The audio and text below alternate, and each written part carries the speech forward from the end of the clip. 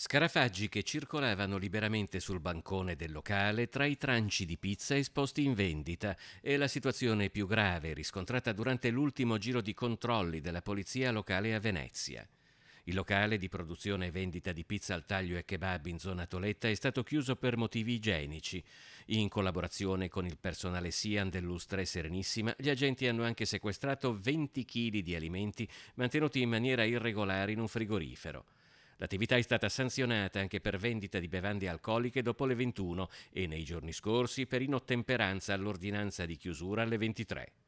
Multe anche ad un locale in fondamenta dell'Arzere, già segnalato dai residenti per plateatico abusivo, che manteneva tavoli, sedie ed ombrelloni all'esterno in assenza di concessione, e ad un secondo pubblico esercizio in zona Campo Santa Margherita che manteneva arredi su suolo pubblico durante la chiusura del locale. Complessivamente le sanzioni ammontano a circa 10.000 euro. L'assessore al commercio Sebastiano Costalonga ha ringraziato gli agenti impegnati nei controlli per il rispetto dei regolamenti, della leale concorrenza e dell'ordinanza cosiddetta antimovida.